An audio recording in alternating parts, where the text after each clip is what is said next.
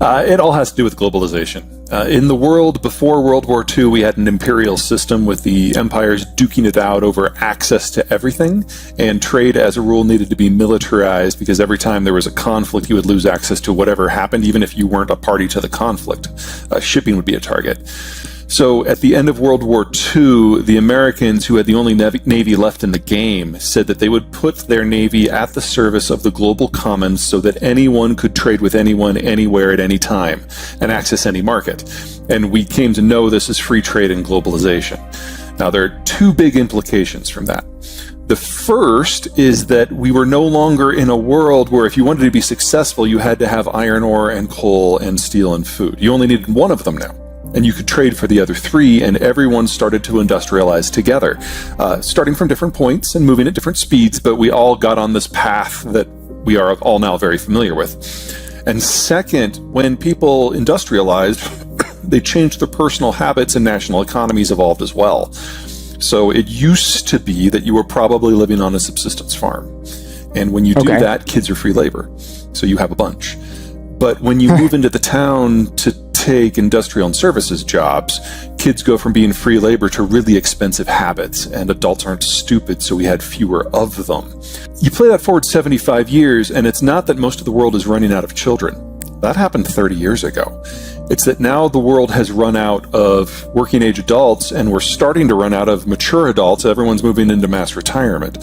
So from a strategic point of view, globalization was based on America's commitment to the Cold War, which is long since over. And economically, the industrialization experience, the urbanization experience, has been about this bulge moving through the population structure that started with children, then turned into 20 and 30-somethings that was consumption heavy, then turned into 40 and 50-somethings, which were capital heavy, people saving for retirement, and now they're all moving into retirement. So the whole process has already played out.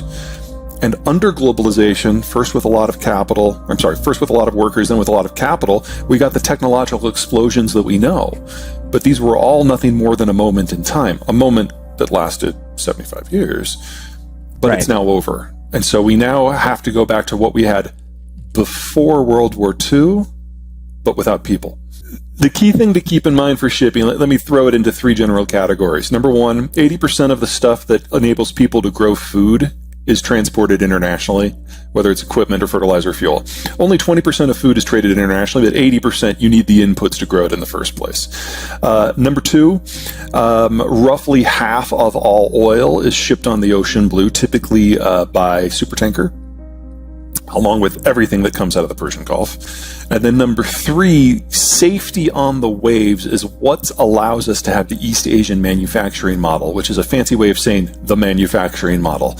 Because roughly half of all manufactured goods are produced in East Asia, and you will get components coming from Thailand versus Indonesia versus China versus Korea versus Japan. But the key thing to remember is less than 1% of that shipping happens on land. Korea is in effect an island. Japan is an island. Most of the Southeast Asian countries are either islands or peninsulas, and they're ringed by mountains. So physical connections independent of maritime trade in Asia almost don't happen at all. You know, the book is about how this happens on a decade's time scale, how the 2020s were always the decade that it was always going to break down in.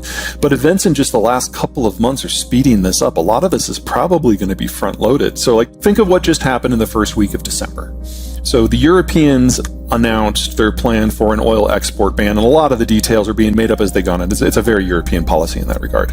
But what it is encouraging is a split in the way we view oil from the Russian space versus the rest of the world, and the different types of crude coming out of the Russian space. So the stuff the Europeans are primarily concerned about is Urals crude that is exported west to the European space, and that can only be sold for $60 or less now, and that's affecting insurance and shipping rates and the type of vessels that go in. And we saw over the course of the last 2 years how disruptions in simply the type of vessel being available can generate supply chain snarls. So now we're doing this with energy. But there's also a crude grade that exports to the Pacific that doesn't touch the European space at all, that trades differently.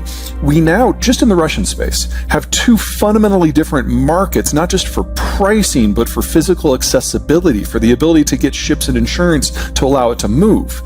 One of the reasons why the world has been so stable, air quotes stable, since 1945 is there's been one oil price. Now, it's modified by the length of the journey or the quality of the crude, but there's one oil price and everything is safe.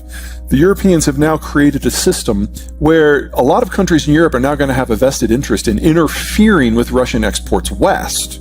That's one pricing margin. That's one security paradigm. That's one insurance policy system.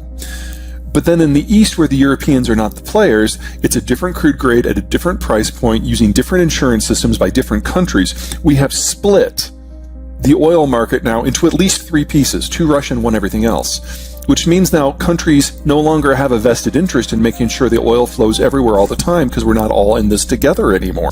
Yeah, in the world before World War II, piracy, state piracy, and privateering were pretty common because almost everything that was shipped had an obvious value. The cost of shipping before the Cold War and globalization was about an order of magnitude more than it was previous. And in the pre-industrial world, it was an order of magnitude more than that. In the pre-deepwater era, it was an order of magnitude more. So interfering with shipping has always been very popular because you know that the value of the product is going to be high. It's only in the post-World War II era that the cost of shipping has dropped so much that we put everything on the waves. So that's intermediate manufacturing, that's low value-added commodities, things that normally you would produce and consume locally. It used to be it was all pretty much luxury goods or something of very high value. Now it's a little bit of everything.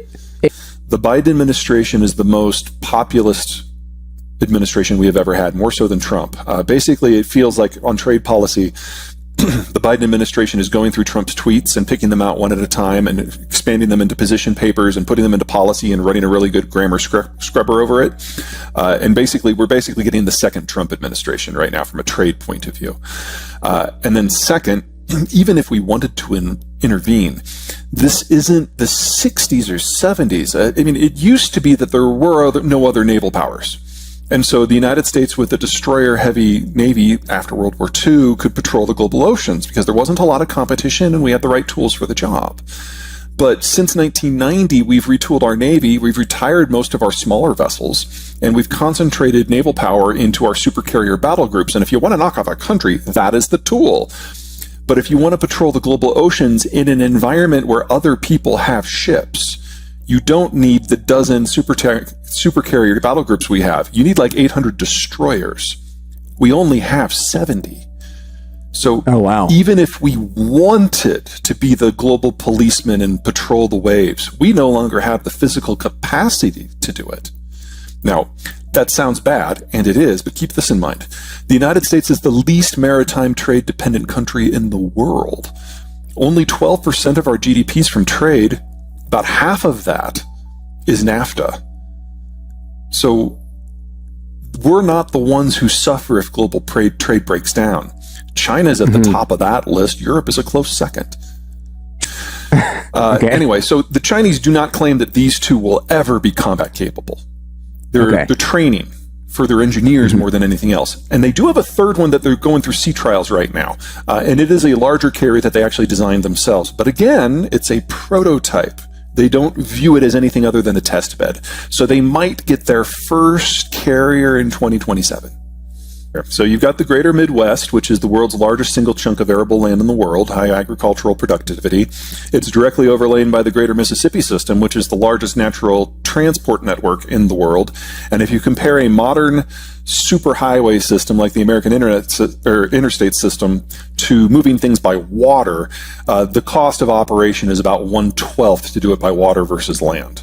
So we've got the best waterway network on the best bulk production zone. We've got more port potential on just the east coast of the United States than the rest of the world combined. The internal waterway network is bigger than all of the internal waterway networks of the rest of the world combined. Really? Canada's on the other side of a bunch of deep lakes and forests. Mexico's on the other side of some mountains and some deserts. And we've got ocean moats. So great economic potential, great defensive potential. China technically is a larger country than the United States, but about 2/3 of its land is either too hot or too dry or too cold to be inhabitable. So 95% of the population lives on 1/3 of the land. Of that 95%, 70% lives in the North China Plain, which is an area that's not much bigger than, the United States east of the Mississippi, maybe about 2/3 the size of that. So you're talking 1 billion people in 1 footprint.